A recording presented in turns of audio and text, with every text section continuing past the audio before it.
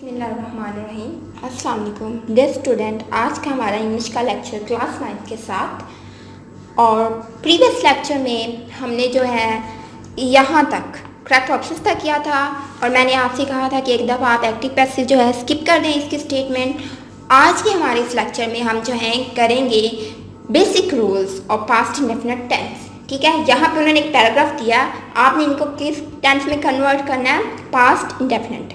तो उसमें कन्वर्ट करने से पहले मैं आपको समझाऊंगी कि पास्ट इंडेफिनिट टेंस क्या होता है, इसके क्या रूल्स होते हैं।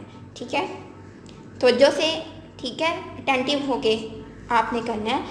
सबसे पहले पास्ट कहते हैं माजी को। माजी क्या होता है, गुजरा हुआ। जैसे कल, था, थी, थे। हमने खाना खाया था, तुम गए थे, हमने काम किया था। जो काम हो चुका हो, गुजर गया हो, गुजरा, उसे हम माजी कहेंगे। Past indefinite tense. टेंस ज़माने को कहते हैं, इंडेफिनिट मतलब फेल माजी मतलब। इसकी उर्दू पहचान किसी भी ज़माने कि जो जब तक हमें पता नहीं चलेगा ना कि उसका जो सेंटेंस ख़त्म हो रहा है उसके लास्ट वाला वर्ड है पे है तो प्रेजेंट क्या है। अगर था पे था तो वो माजी का था, पास्ट का होगा। अगर गा या गी तो ये किस चीज़ को रिप्रेजेंट करता है, ये फ्यूचर को। तो अगर किसी उर्दू फिक्रे के अगर फिक्रे के आखिर में जो है आ जाए, अलिफ आ जाए, छोटी ये आ जाए, बड़ी ये, या ता, था, ती, थी या ते, थे वगैरह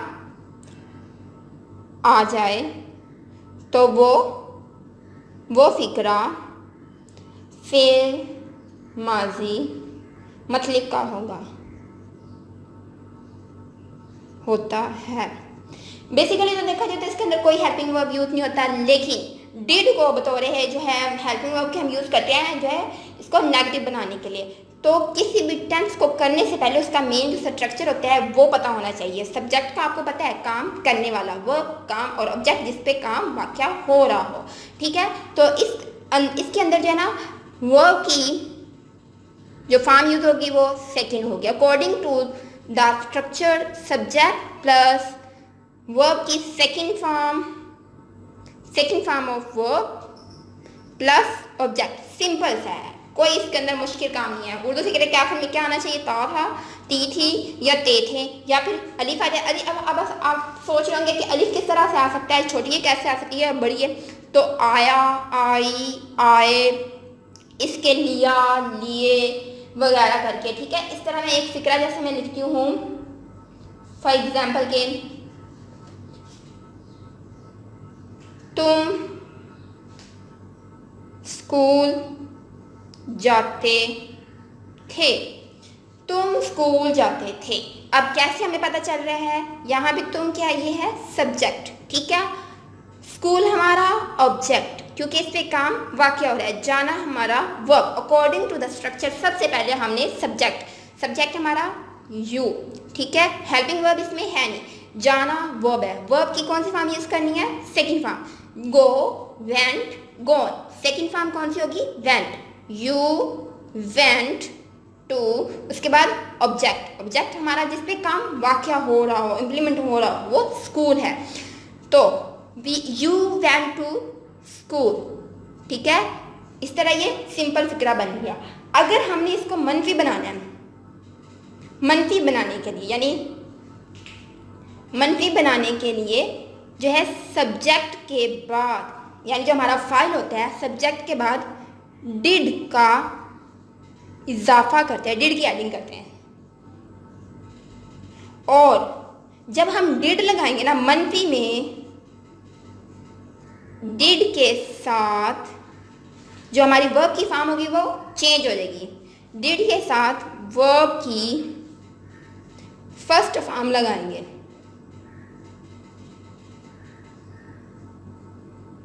यानी जो हमारी सेकंड फॉर्म हो जाएगी वो change into first. Second form change into first plus did. ठीक है, यानी जब हम मनफी फिक्रा बनाएंगे तो हम सेकंड फॉर्म को किस में चेंज कर देंगे, कन्वर्ट कर देंगे फर्स्ट फॉर्म में, प्लस डिड कर देंगे। अब मैं आपको बताती हूँ इसी फिक्रे को अगर हम मनफी बनाए तो यू वेंट टू स्कूल, अगर हम इसी को नेगेटिव बनाते हैं ये हो जाएगा यू हमारा सब्जेक्ट, ठीक है, यू के बाद हम डिड की एडिंग करेंगे, यू डिड नॉट, ठीक है, मनफी बनाने के लिए डिड नॉट लगाना है, you did not went change into first form go, you did not go to school, ठीक है, ये मनफी। अगर हमें इसको इंटरोगेटिव में बनाना है तो ये जो डिड होगा हेल्पिंग वर्ब ये सब्जेक्ट से पहले ले आएंगे फिक्रे के शुरू में, ये हो जाएगा did you go to school. अब देखें कि क्या तुम जो है, और लास्ट में क्वेश्चन मार्क ना के फुल स्टॉप, कि क्या तुम जो है स्कूल जाते थे, तुम स्कूल जाते थे, तुम स्कूल नहीं जाते थे, क्या तुम स्कूल जाते थे। अगर हमने डबल इंटरोगेटिव बनाना है उसके लिए WH वर्ड्स यूज़ किए जाते हैं। डबल सवालिया बनाने का जो तरीका होता है उसको हम बोलते हैं WH वर्ड्स। डबल सवालिया बनाने के लिए WH वाले अल्फाज फिक्रे के शुरू में लगाए जाते हैं, शुरू में यानी स्टार्ट में लगाते हैं और आखिर में क्वेश्चन मार्क लगाते हैं। अब आप सोच रहे हैं कि WH वाले वर्ड्स कौन से हैं, जिस तरह why, what, when, how, where, ठीक है, एक्सेट्रा, और भी काफ़ी सारे वर्ड्स होते हैं। अभी इसी के साथ जो है प्रीवियस में हमने सिंपल इंटरोगेटिव बनाया था, अब हम डबल इंटरोगेटिव वही फिक्रा अगर हम बनाते हैं कि मैं कहती हूँ कहाँ तुम स्कूल जाते थे, तो उसके लिए हम यूज़ करेंगे हाउ, हाउ, फिर इसके साथ did, how did you go to school, ये हमारा डबल इंटरोगेटिव हो गया फिक्रा।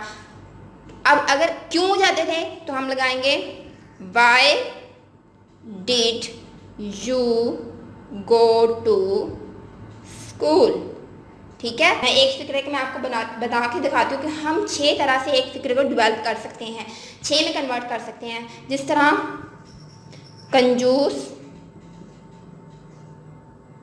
सेब, सूंघता, सूंघता था, कंजूस, सेब, सूंघता था। अब देखें कंजूस कहते हैं माइजर, ठीक है, माइजर को बोलते हैं माइजर। स्मेल होता है, स्मेल की second form smelt, smelt an apple. अगर हम इसको जो है मनफी बनाएंगे ये हो जाएगा माइजर did not smell change into smell, did not smell an apple, ठीक है। अगर इसको हमने इंटरोगेटिव बनाना है तो ये did शुरू में, did miser smell an apple, और लास्ट में क्वेश्चन मार्क। अगर इंटरोगेटिव प्लस नेगेटिव बनाना है तो ये बन जाएगा did miser not smell an apple। अगर डबल इंटरोगेटिव बनाना है तो ये हो जाएगा how did miser smell an apple, ठीक है। अगर डबल इंटरोगेटिव प्लस नेगेटिव बनाना है तो ये हो जाएगा how did miser not smell an Apple, ठीक है। अब देखिए एक फिक्र को हमने कितने में कन्वर्ट किया, 1 2 3 4 5 6 में। इसी तरह आपको मैं एक छोटा सा फिक्रा दूंगी और एक स्टेटमेंट दूंगी जो कि आप खुद सॉल्व करेंगी, 2 फिक्रे बल्कि दूंगी और आपने उनको उन दोनों फिक्रों को आपने क्या है 6 में कन्वर्ट करना है, ऐसे ही, ठीक है। एक तो आपने बनाना है मुर्गा कांटों की सेज पर नाचता था, ठीक है। जो सेकंड फिक्रा बनाना है वो आपने कंवारी शुभ फूलों